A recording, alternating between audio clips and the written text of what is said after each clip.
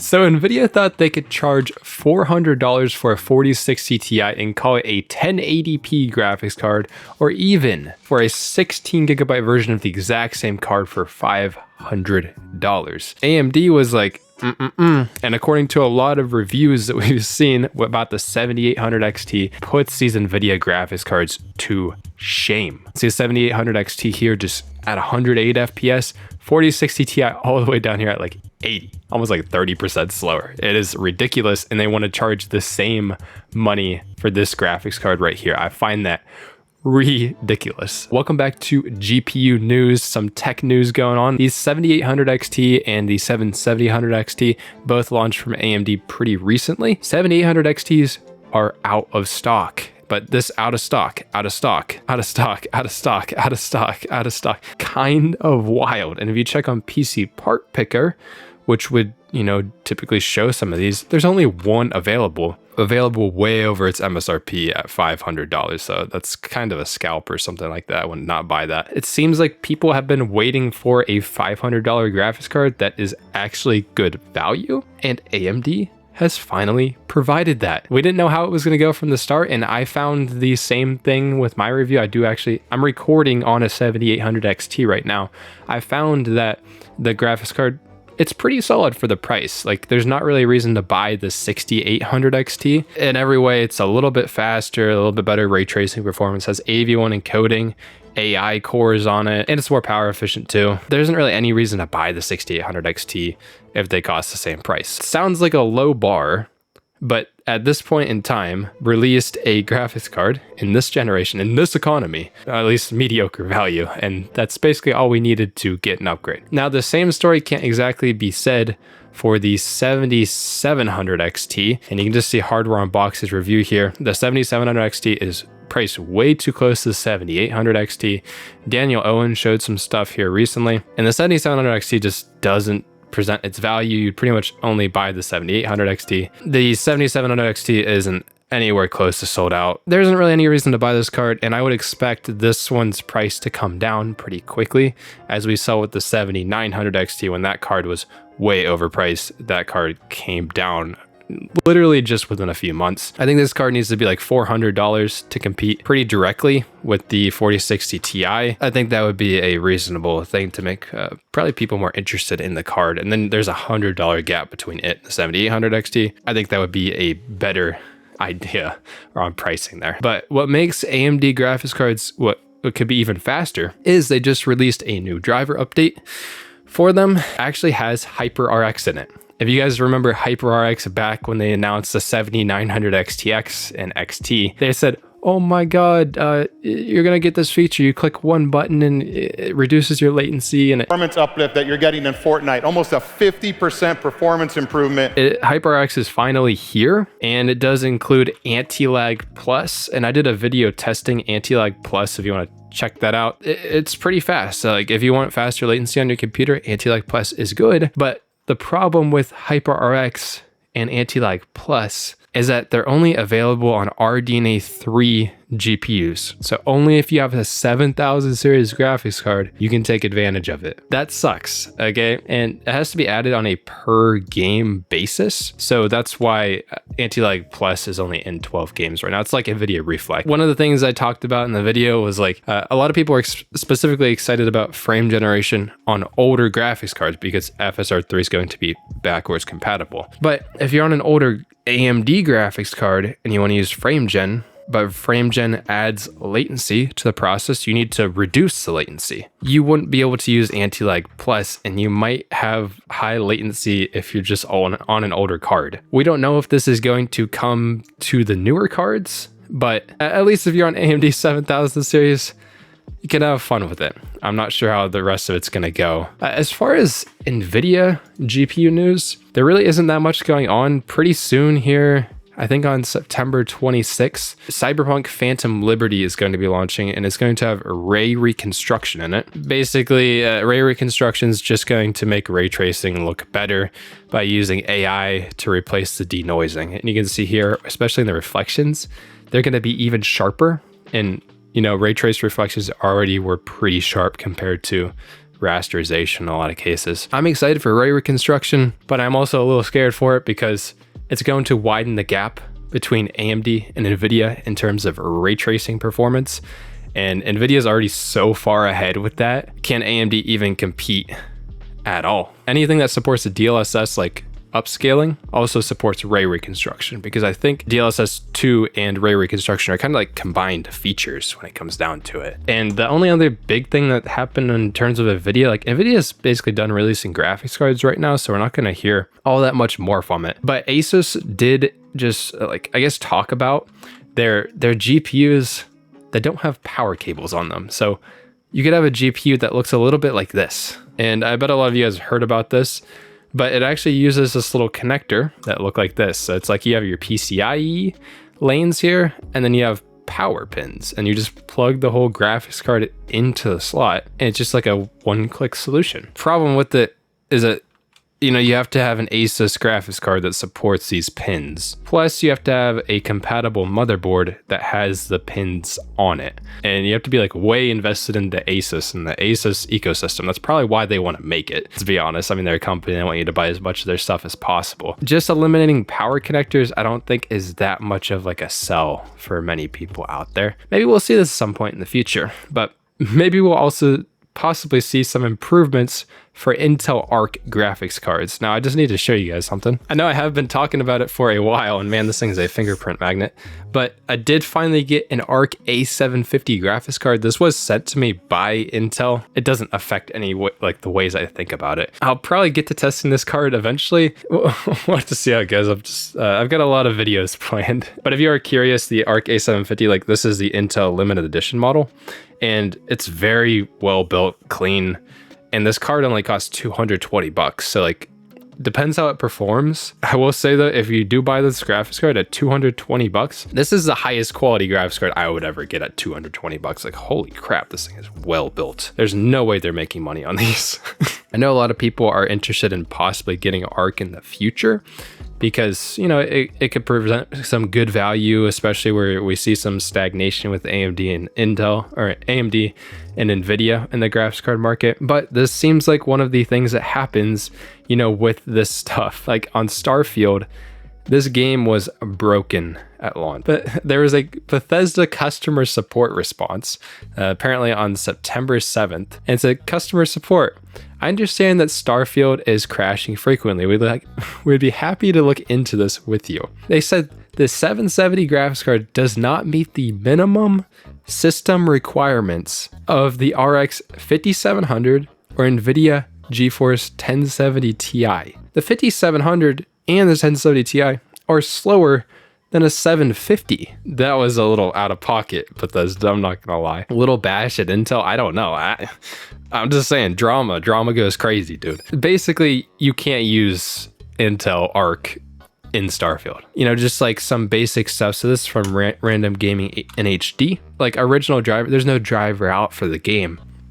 You couldn't even launch it. It would just get stuck on this little screen. They did release an early driver to tide people over, and performance still wasn't that good. He said mostly medium settings, 60% resolution scale, FSR2. I don't even, was this at 1080p? Because to me, it kind of looks like 1080p, looks pretty blurry and stuff like that. 40 FPS with 1080p while being upscaled. That is way less performance than the A750, which he's actually testing the A750 in this video, than that card is capable of. I'm not sure if there's any actual communication between Bethesda and Intel. And we've seen things where AMD graphics cards, even in my testing, perform way better than NVIDIA graphics cards in this game. And I'm kind of wondering if they were just working very tightly with AMD to make this game work, Bethesda, and then the NVIDIA cards were already kind of left in the dust, even though NVIDIA has majority market share on the gaming market for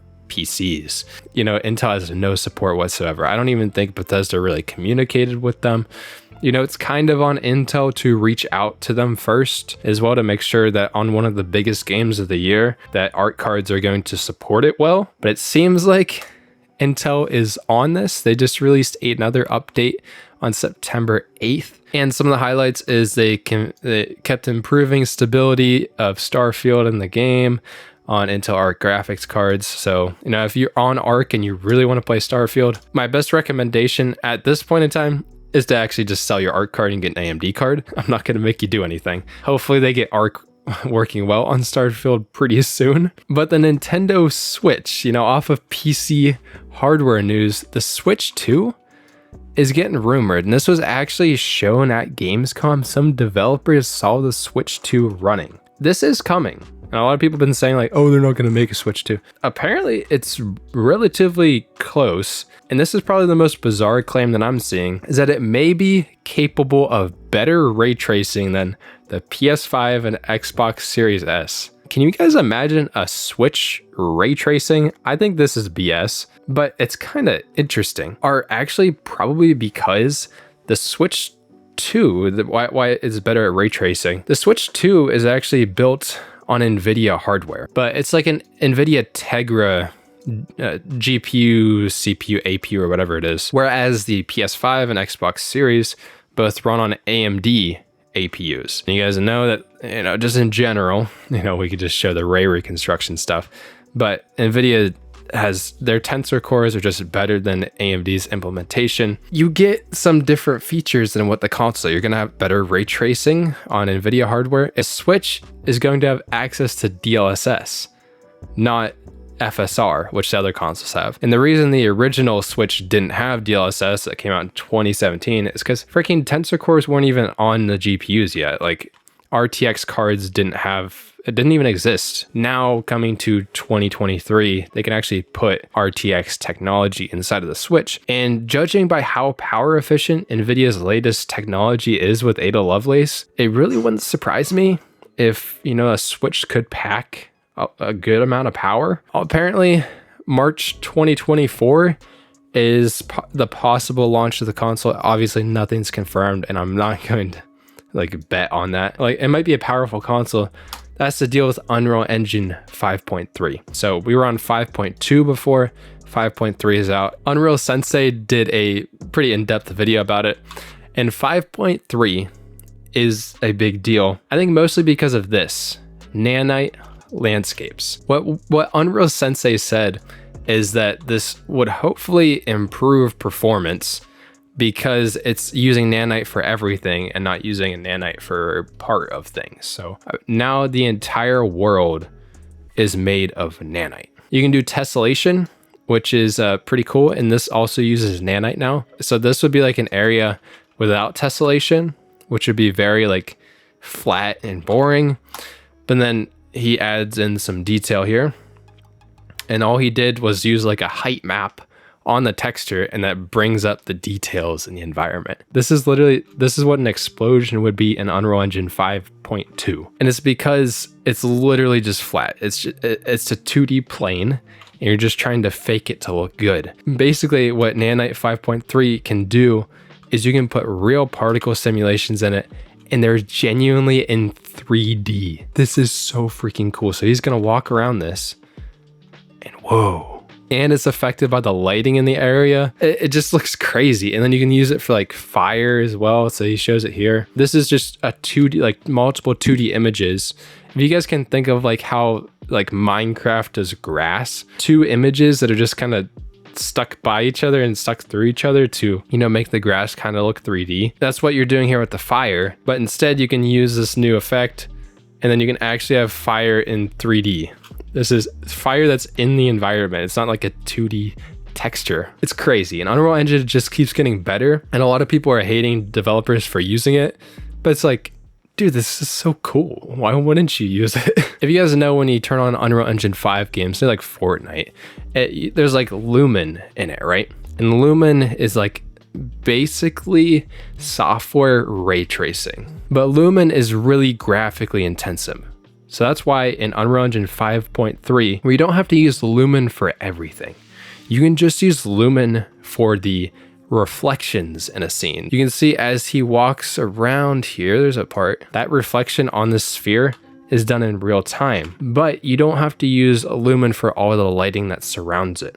You know, for the entire environment, you could actually pre-render the lighting, but then use Lumen for the reflections in the environment. Games with this feature could become more optimized with Unreal Engine 5.3. We'll see how it goes, but I would think that'd be one of the main optimization steps would be to bake your lights in the environment and then use Lumen for the reflections to get that cool effect that a lot of people like. Like you could actually look into a mirror, or you could, you could see something reflect off of your gun, and this gives you the ability to use that cool feature of ray tracing, but not have to have all the intensive stuff of doing the lighting. And speaking of Unreal Engine 5 games, Remnant 2 just updated their game, and they added a potato mode for the graphics preset. But I wanted to go ahead and run in and test the potato mode for Remnant 2 to see how it performs. Okay, we're in Remnant 2 on the latest version of the game update.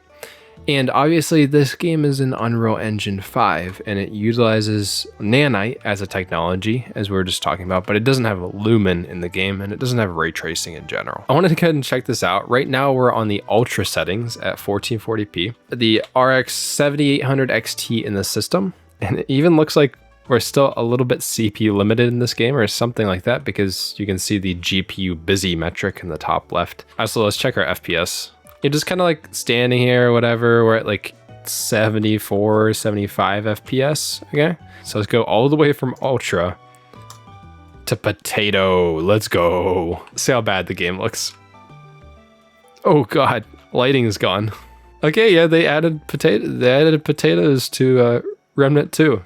And like a very demanding Unreal Engine 5 game, which is relying on upscaling to kind of do this stuff. Let's try to get to an area where we're GPU limited or something. Everywhere is CPU limited in this game, but over here we're getting 120 FPS. Let's go. Let's just up it to low. Okay, so we're getting about the same FPS, probably because we're CPU limited. So I don't know how playable it would be. I mean, with my system, I can get up to 120. Might be different for you. I'm also recording with OBS. That's probably actually why we're limited right now. So at low settings, I think the most obvious thing is that the shadows draw in. Do you see that?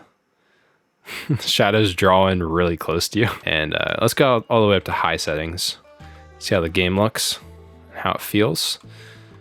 You would think that we'd be getting close to a GPU limited scenario. And you know, FPS dropped quite a bit, but the game looks a lot better than potato. But maybe potato quality will allow your PC to run the game if you don't have very good components. Yeah, I think all systems should be able to run a game, and just putting potato quality in it, I think, is a huge improvement, even though it looks like hot garbage. Okay, I'm not gonna lie and say it looks good. I mean, Fortnite's in Unreal Engine 5 as well. It looks a lot like Fortnite when you put it on the performance mode, or if you put it on low settings without shadows and stuff, because Unreal Engine 5 is demanding. Hopefully with 5.3 it'll change just maybe a little bit. But that's kind of it for all the tech news that's been going on. I wanted to catch you guys up on some of the things I was interested in. Obviously, let's do a quick recap just to make sure you guys soaked in all this information, okay? The 7800 XT from AMD just recently released, and its price to performance is pretty decent. It's not anything groundbreaking, but it's not bad, and it seems to be that's exactly what people have been waiting for. And this card is like sold out across the board. And Nvidia at this price point was trying to compete with a 4060 Ti, and at $500 with the 16 gigabyte version of that same card. And obviously that is not flying in the community, which is cool. But on the other hand, the 7700 XT looks like it was kind of dead on arrival. And hopefully the price of this graphics card does come down relatively soon to make it more of a good option. Other than that, AMD did release a new driver for HyperRX and Anti-Lag Plus, which I did do testing on this if you want to check that out. But so if you have a 7000 series graphics card, cool, you can use it. And hopefully it comes to older AMD graphics cards, but we can't even guarantee that. Also, Nvidia doesn't have a whole lot going on in terms of GPUs because they're basically done with 4000 series, at least at this point in time, unless there's a refresh or something, we don't really know. But DLSS 3.5 ray reconstruction, and this is going to be supported on all RTX GPUs all the way back to 2000 series. And this is going to widen the gap between AMD and Nvidia in terms of ray tracing performance, because now it isn't only the performance of ray tracing on their graphics cards, but also the way the ray tracing looks. That makes things a lot harder to buy for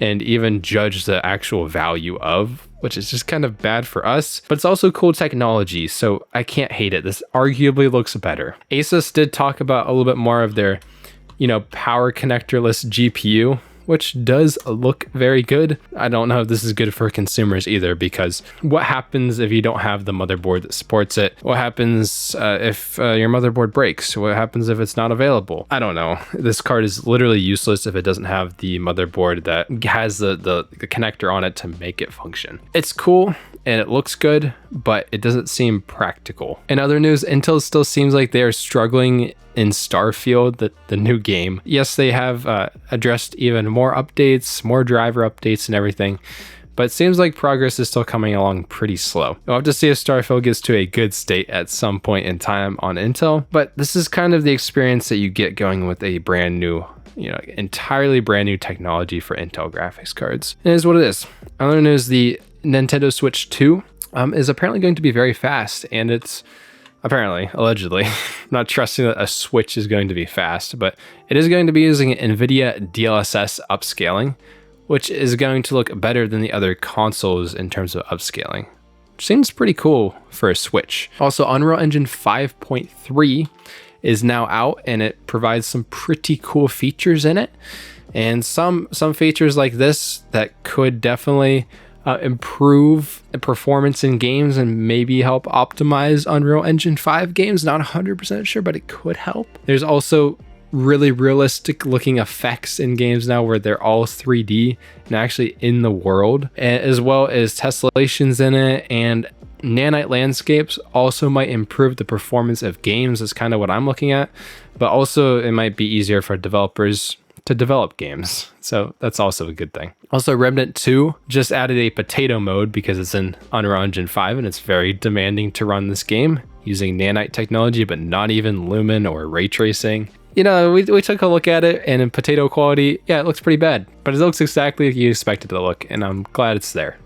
Especially for people on older systems that just want to play the game. But that's about all I got for you guys in terms of GPU and tech news. It's been pretty fun here, and the 7800 XT is actually a decent graphics card for this generation. That's what I'm most excited about. Leave me your thoughts below on all these things.